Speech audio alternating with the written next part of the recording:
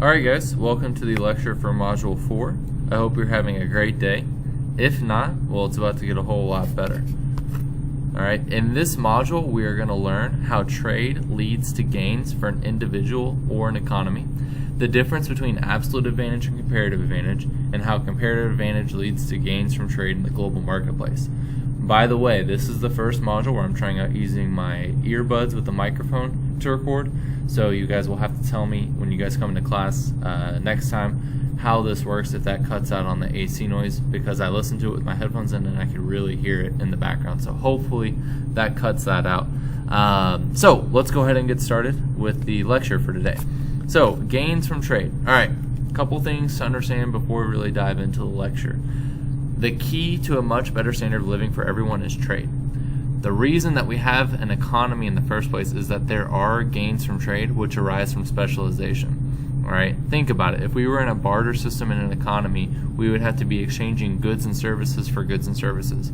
Instead, because we are in an economy where we're paid for providing a good or a service, we're able to take our money and buy other things with it. So it allows us to focus and specialize on one thing. Alright, there's not too many people out there that I, as an economics teacher, would be able to barter with, where I could teach them economics in exchange for a good or a service. No one would want that. They'd be like, we're okay. We'll pass, right? So, anyway, to get started, we're going to set up a hypothetical economy with only two countries. Each country can only produce two goods. So essentially, we're going to use what we learned in the production possibilities curve to then explain gains from trade. Alright, so let's say that we have two economies. Now, first, I want you to, on your notes section where it says practice problem from lecture, I want you to divide that box in half. So that way you have one smaller box on the left side, one smaller box on the right side. On the left side, that's what you're going to fill out what I'm writing in this slide right here. Alright, so let me get the pen situated. Alright, here we go. Let's say that we have the United States and France. Alright, and let's say the United States can make either 200 pairs of blue jeans or 100 berets.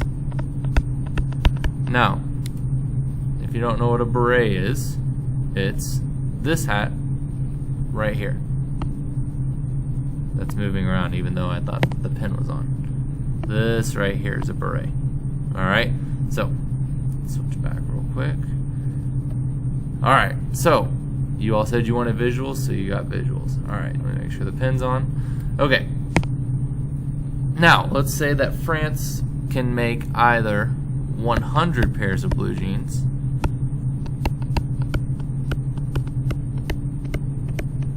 or 200 berets. Alright, so what I want you all to do right now in your notes as a review activity is go ahead and draw both production possibilities curves for the United States and for France. Alright, so pause the video and do that. Alright, welcome back from the video. Alright, now that you have your production possibility curve graphs drawn for each, and by the way, they should look like this. I'll go ahead and give you the answer here so that we aren't waiting until class to figure this out. Alright, let's say in the United States we'll put blue jeans on the y-axis and berets on the x-axis. Alright, so we've got, let's see, 200 here and 100 there, and we're just going to draw our line connecting the two. Good job, I know you guys all had that and no one struggled there. Alright, now let's say France. We'll draw theirs over here. Actually, let's finish writing out jeans here. Alright, can only make 100 pairs of blue jeans and 200 berets. Oh, that wasn't very good, but we're going to roll with it. Okay, so there's your production possibility curves for each graph. Now, when it comes to determining specialization and who is going to specialize and produce blue jeans and who's going to specialize and produce berets, we're going to use the concept of opportunity cost to make that determination. All right, so let me go on to the next slide here, and on the right side, all right, this is going to be your opportunity cost box. All right, so we're going to rewrite out the production amounts for each country. So once again, the United States can produce either 200 pairs of blue jeans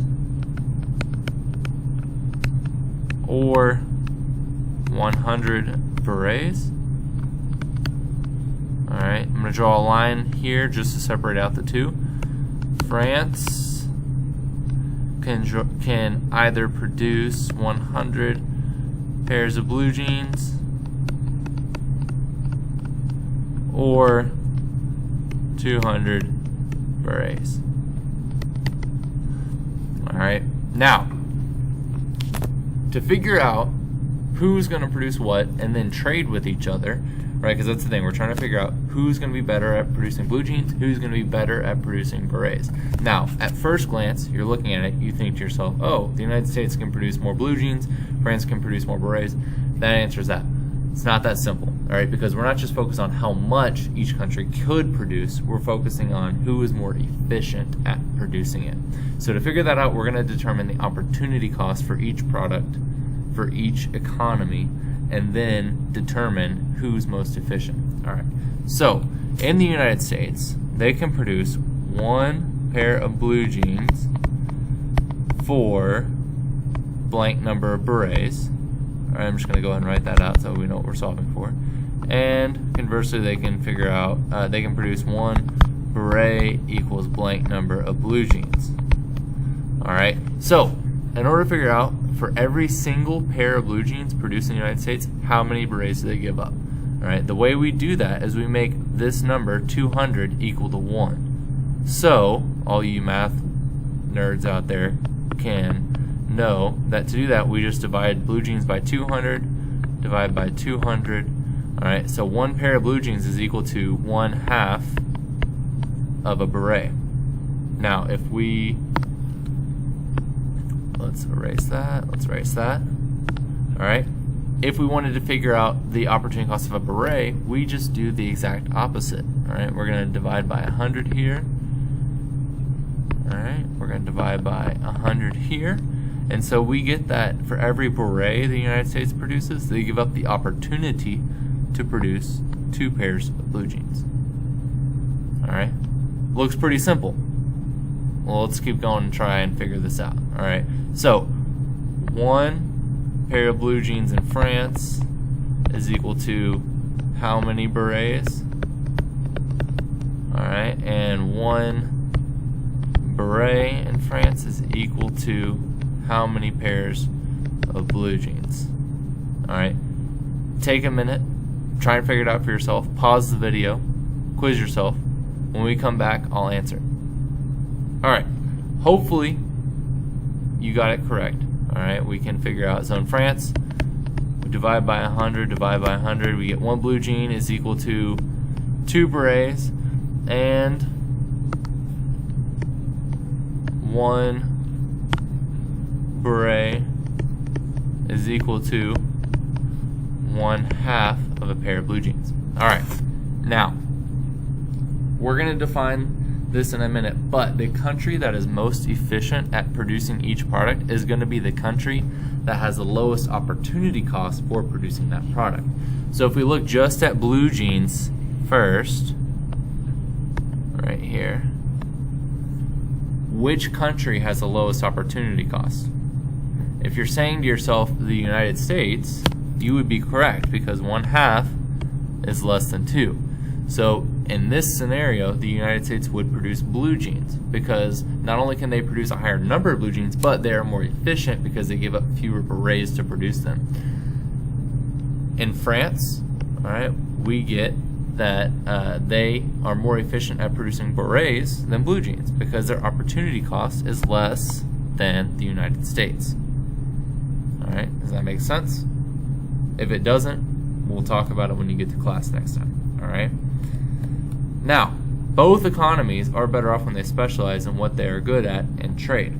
All right, because if we come back up here, if the United States only produces blue jeans and trades with France, each country would have the opportunity to have more blue jeans and berets than they would if they just focus on production of another. And I'll show that to you here in a second. We're actually going to skip over this slide here.